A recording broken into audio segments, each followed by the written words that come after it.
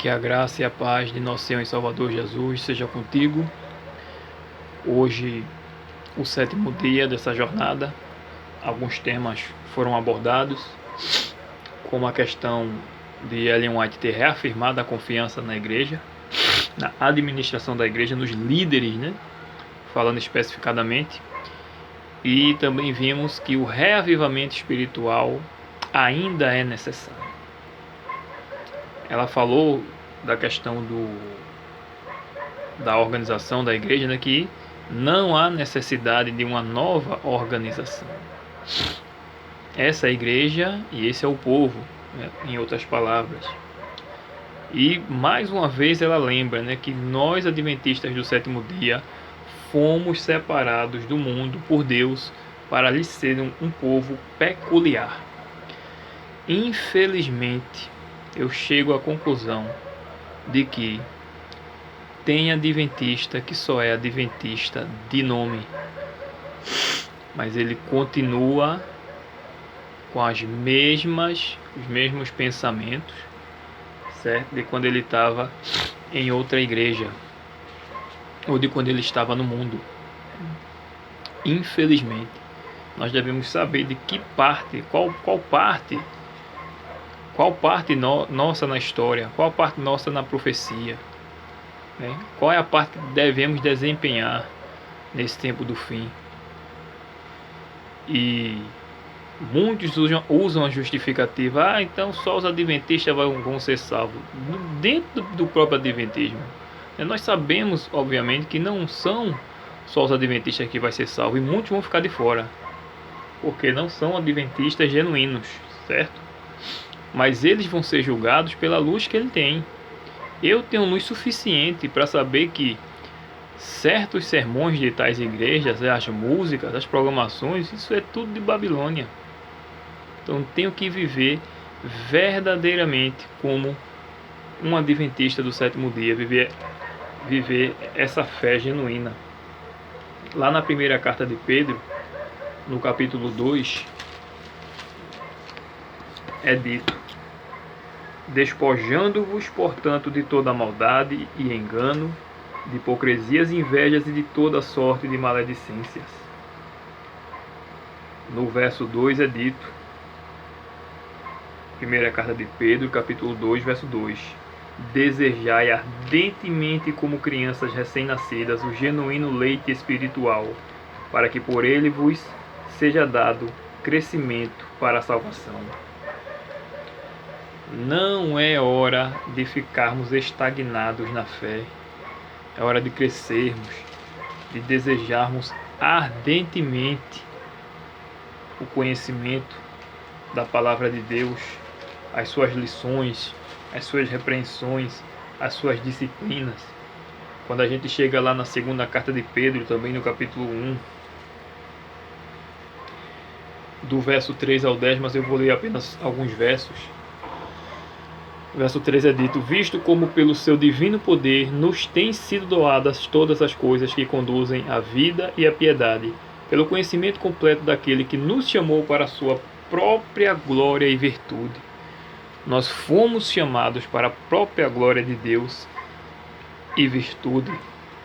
E o verso 4 é dito: pelas quais nos têm sido doadas as suas preciosas e muito grandes promessas, para que por elas vos torneis coparticipantes da natureza divina, livrando-vos da corrupção das paixões que há no mundo. Ou seja, devemos viver para a glória de Deus, anunciar sua virtude, refletir o caráter de Cristo. E de que forma a gente faz isso? De que forma a gente faz para ser participante da natureza divina? Exatamente quando nós nos afastamos das corrupções que há no mundo. O verso 10 é dito: por isso, irmãos, procurai com diligência cada vez maior confirmar a vossa vocação e eleição, porquanto, procedendo assim, não tropeçareis em tempo algum. Devemos procurar diligentemente, cuidadosamente, aquilo a que nós fomos chamados. Nós estamos aprendendo aqui que nós temos um chamado. viver de modo diferente do mundo, comer uma comida diferente, pregar as 3 mensagens angélicas que o mundo por aí não prega, a doutrina do santuário. Cristo e unicamente Cristo pode nos salvar. Unicamente pelos méritos de Cristo somos salvos, e não por mérito humano. Toda a carta de Pedro é uma recomendação à santidade. É uma recomendação a andar em espírito.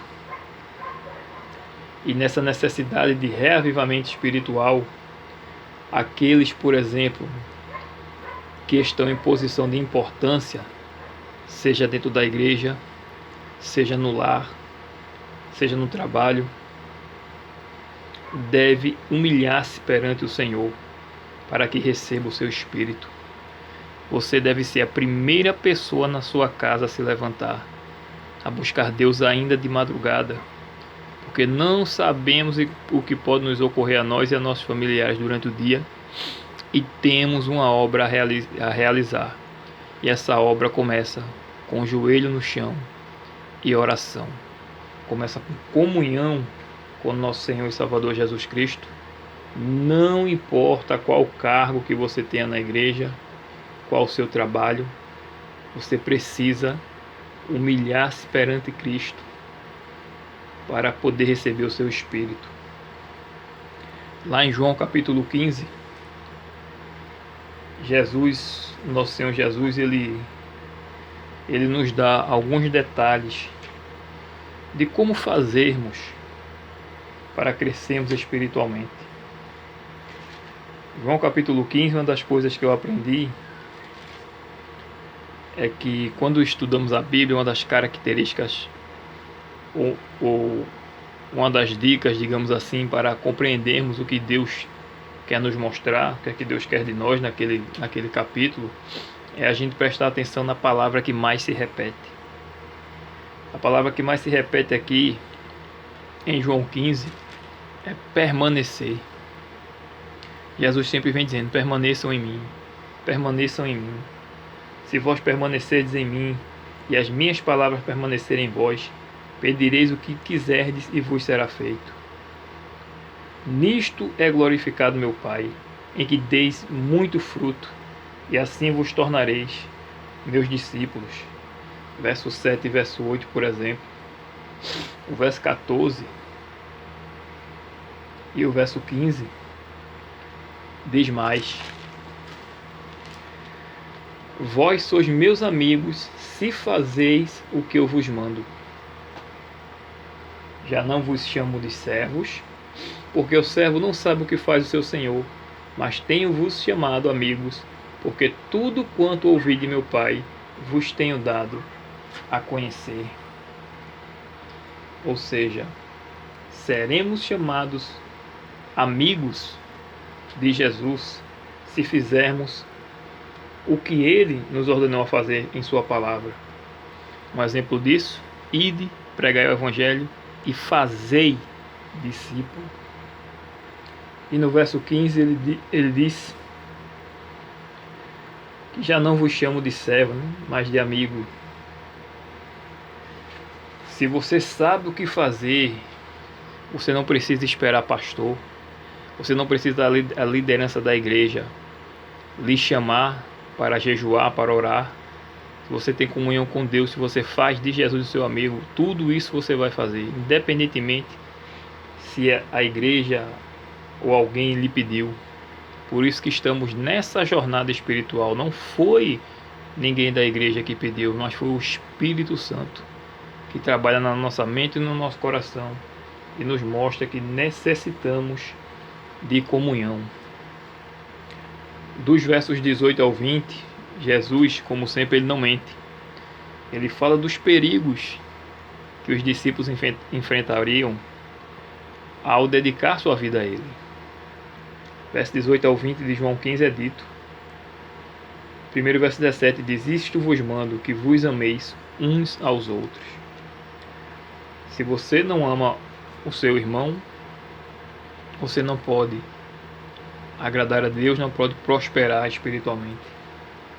Se o mundo vos odeia, sabei que primeiro do que a vós outros me odiou a mim. Se vós fosseis do mundo, o mundo amaria o que era seu. Como todavia não sois do mundo, pelo contrário, dele vos escolhi, por isso o mundo vos odeia. É bem explicativo isso aqui, né? Quando você faz a vontade de Deus, você prega a verdade, o mundo não gosta, o mundo lhe odeia.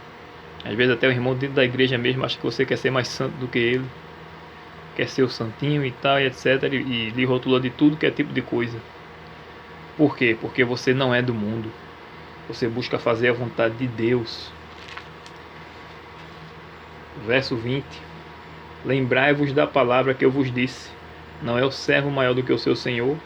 Se me perseguiram a mim, também perseguirão a vós outros. Se guardaram a minha palavra, também guardarão a vossa. Muitos vão lhe odiar, mas também muitos vão lhe amar.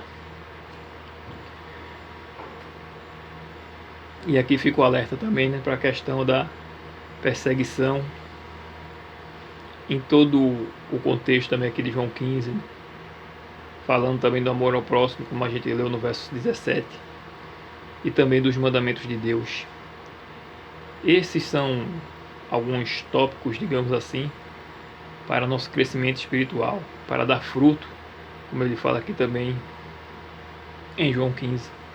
Os frutos do Espírito Santo: paz, amor, alegria, longanimidade, benignidade, temperança, domínio próprio.